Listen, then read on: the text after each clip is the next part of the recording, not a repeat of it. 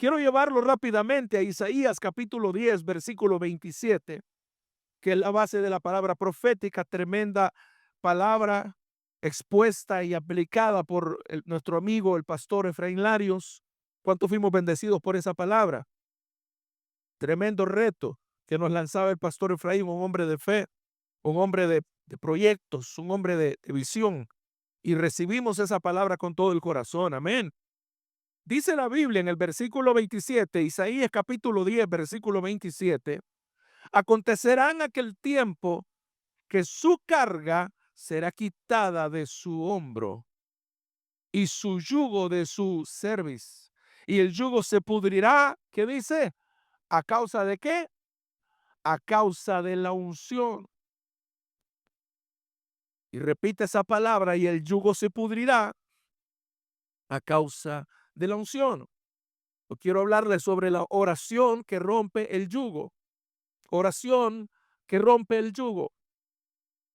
Hay oraciones que son repetitivas. Hay oraciones que son por compromiso. Hay personas que más que orar dicen poemas, pero hay oraciones, hermanos, como la de Ana en la casa de Dios, quebrada. Cuando usted ha estado con un problema, un hijo enfermo, dígame si anda buscando las mejores palabras, hermano. Hay gente que habla tan bonito que a mí me da hasta pena escucharlo porque me siento mal, yo no puedo hablar como ellos, ¿verdad? Y comienza un léxico: amantísimo Padre del celestial, Rey del cielo, del universo, de la gloria y todo, y uno se queda chiquito, hermano, dice uno, antes, digo, las vocales, hermano. Entonces uno se queda asustado.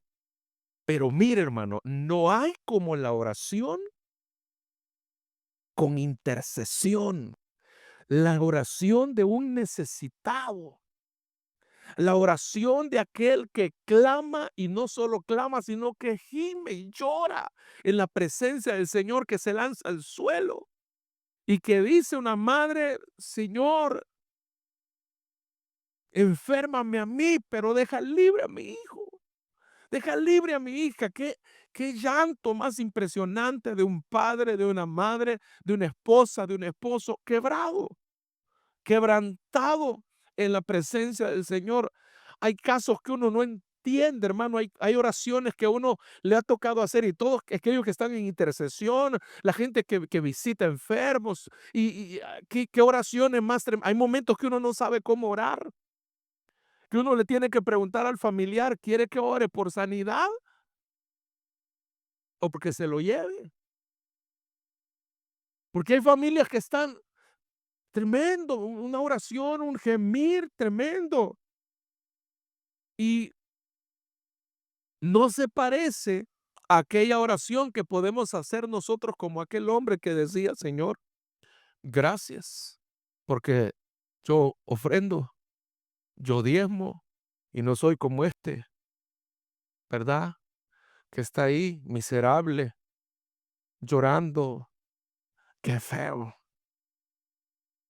Mire, cada oración es tan importante que dice la Biblia que las oraciones de los santos se guardan ¿a dónde?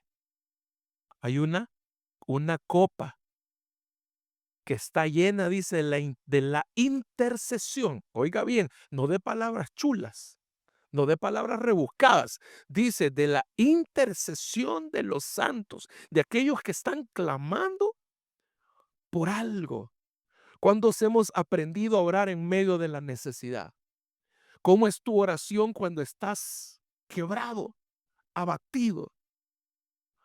Uno llega un momento que cuando está orando por alguien que está quebrado, que está en una desesperación, uno se siente que hasta se le debilita el cuerpo, hermano, que hasta siente que le dan unos escalofríos por dentro, uno se siente hasta débil por ese momento, porque uno está entregando toda su fuerza, rogando al Señor para que esa persona sea libre, sea sano, sea quien sea. Y hay un poder en la oración, y la oración en la que puede romper el yugo. Muchos creyentes oran, pero pocos perseveran hasta ver la libertad completa. Hay gente que ora un rato y dice: no, si Dios me hubiese querido rico, rico me hubiera mandado. Si Dios quisiera que tuviera casa, me lo hubiera dado. Si Dios quisiera que tuviera, no, si el que nace para mal del cielo le caen las hojas. No, si yo, y comenzamos a acomodarnos porque ya no queremos orar, ya no queremos, y es tremendo. Dios prometió que su unción pudriría el yugo, pero esa unción se manifiesta en una atmósfera de oración insistente y una fe ardiente. Oración permanente, oración permanente. ¿Usted tiene algún amigo, algún familiar que lo vea allá a los cumpleaños, a las velas, a las enfermedades? Hay gente que vemos así nomás ya. Ahora, ¿cree usted que vamos a ver un milagro si nosotros vamos relacionándonos con Dios así?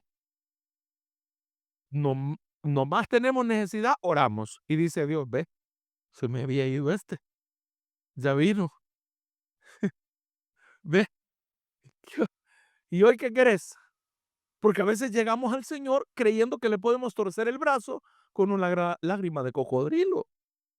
Decimos, ve, dice Dios, ya vino este, otra vez. Mire, es diferente la oración de alguien que permanece en la presencia de Dios. Es diferente. Fíjese que el que permanece bajo la unción del Espíritu Santo no tiene que hacer show, solo ora. Jesús no hacía drama. ¿Se puede imaginar usted, Jesús? Ya me imagino yo haciendo una película con tanto drama, hermano, por cada cosa. Si el poder que fluía de Jesús era maravilloso. Imagínese el niño que a veces era lanzado al fuego y a veces al agua. Se imagina a Jesús levantando a aquel niño, tum, mm, mm,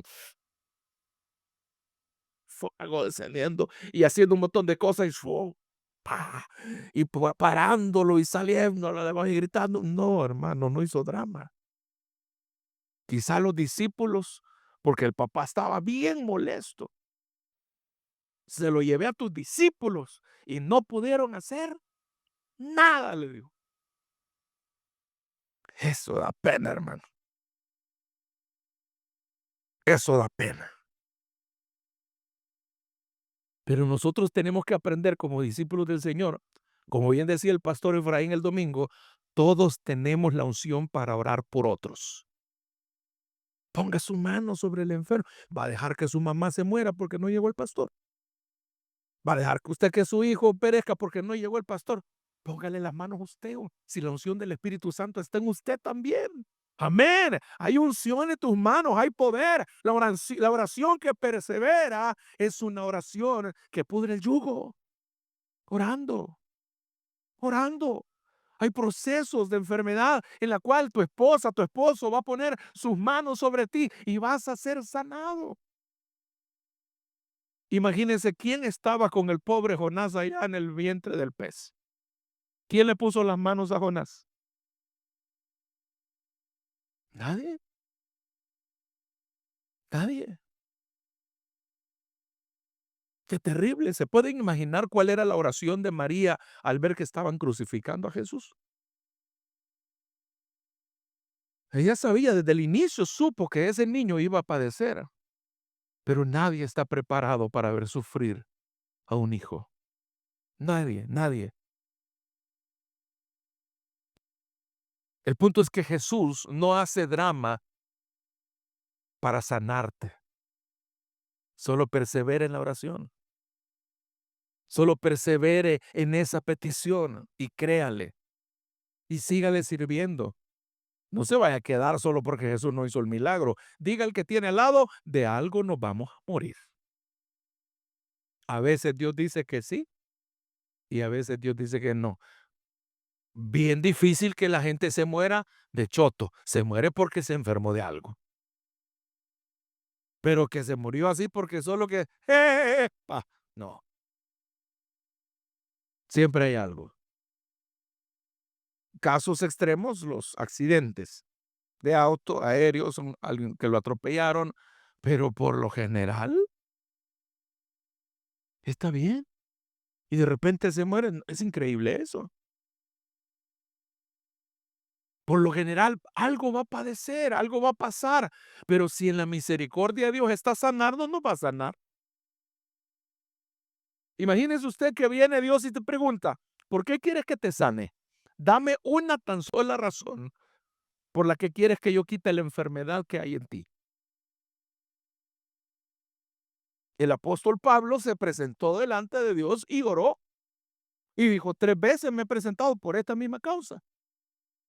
Pero era tanta la cercanía del apóstol con Dios que Dios le respondía cada vez. 3 veces he orado y me ha dicho, ok, Dios le había respondido, bástate mi gracia. ¿Qué te ha dicho el Señor a ti? No te digo que te ha dicho Facebook o TikTok. No, ¿qué te ha dicho el Espíritu Santo ahí en la intimidad, en la oración, en la lectura de la palabra, de la Biblia? ¿Qué te ha dicho el Señor? Dios nos habla. Algo nos ha dicho el Señor. Tenemos que permanecer. Ahora, pero ¿qué pasa con aquellos casos extremos? Dios también, mire, el hombre que clama al Señor puede cambiar todo, hombre. Un caso típico de aquel que está orando pero tiene orgullo. Sí voy a la iglesia, pero soy orgulloso. Sí voy a la iglesia, pero había un hombre que fue a buscar al profeta porque en casa había una criada, una esclava, que le había visto que tenía lepra. ¿De quién hablamos? Naamán. ¿Qué tenía él? Lepra. Y lo manda y se fue, recogió tesoros, pidió cartas, pidió de todo, y eso le pudo caer mal al profeta. ¿A quién le dije? ¿A quién le dije? Al profeta. ¿A quién le cayó mal saber que le querían pagar por el milagro? ¿A quién? Al profeta de aquel tiempo. A los de este tiempo se alegra. Uy, qué bendición. Ahorita arrebato, oiga, arrebató, no, mire, siempre admiré y hasta el día de hoy permanece mi admiración para mi suegro, para nuestro pastor, que él siempre fue precavido con quien se juntaba financieramente. Hubo un hecho que todos nos quedamos asustados. ¿Por qué el pastor decidió eso así? No, hijos, esas ofrendas no las vamos a tocar.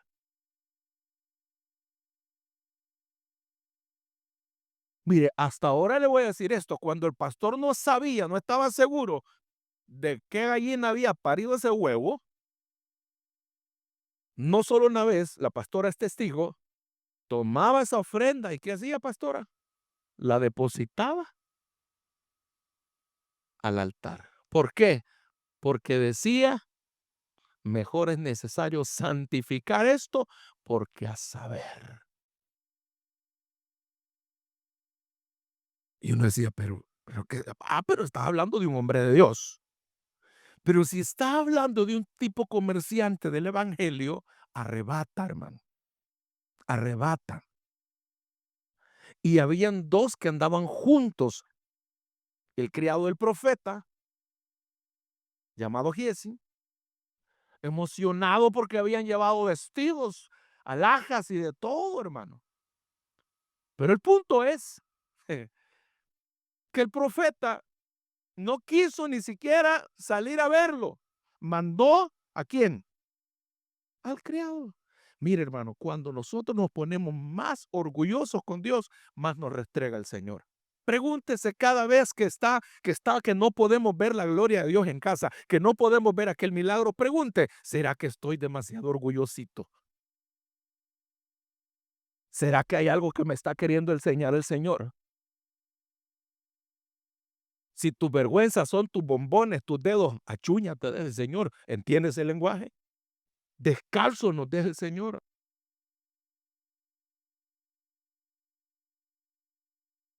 Mire, es tremendo cuando uno se pone orgulloso delante de Dios. No hay tales. ¿Y qué traía el hombre? Vestidos, prendas, billete. Traía billete. Usted me dirá, o sea, que Dios no lo convenzo con dinero. Es que Dios no ocupa dinero, hermano. Simplemente a través de nuestras finanzas, Dios quiere saber a dónde está nuestro corazón, porque donde está nuestro tesoro, ahí está también nuestro corazón. Si nos duele darle a Dios, a su reino, a lo que hacemos todo el tiempo en este ministerio, ay, entonces ya no tenemos cuándo. Pero le estoy hablando que este hombre traía no pocas cosas, hermano.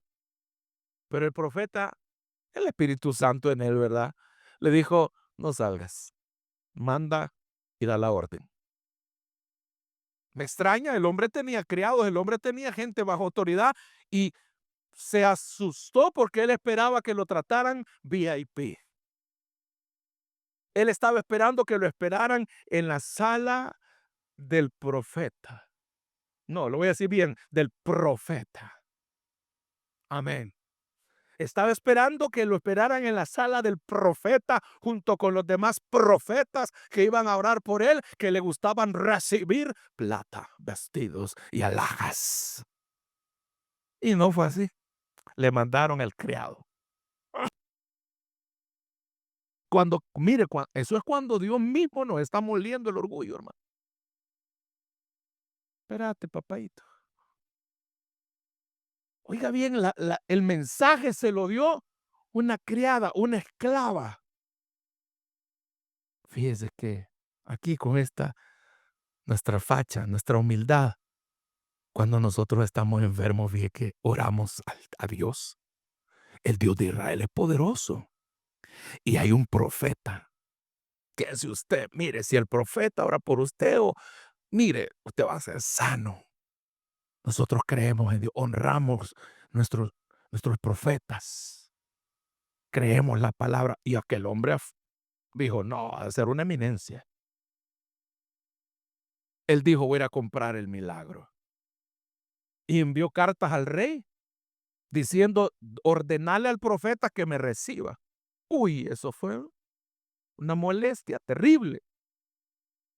Porque a veces nosotros pensamos, es más, hay gente que quiere honra por la tontera que hace en el servicio a Dios.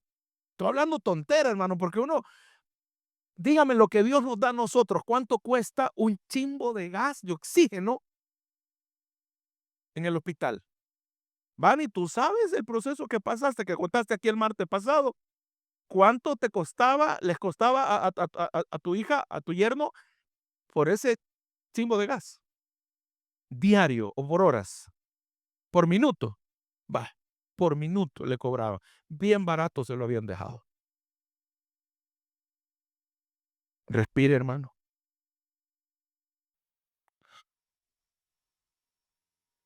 Y estamos con aire acondicionado, hermano.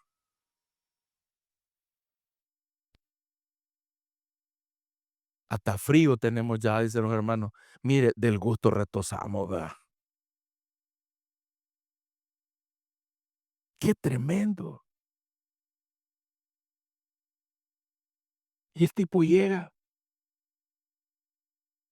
y no se bajó del caballo, no, tampoco se iba a humillar, porque el hombre era leproso, pero a escondidas. Debajo de sus ropas estaba la lepra.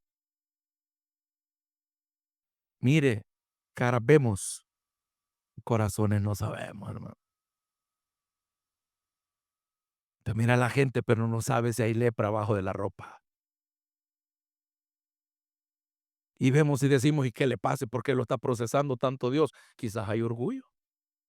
Porque si hay algo que Dios detesta en nosotros, el orgullo. Y cuesta ser humilde.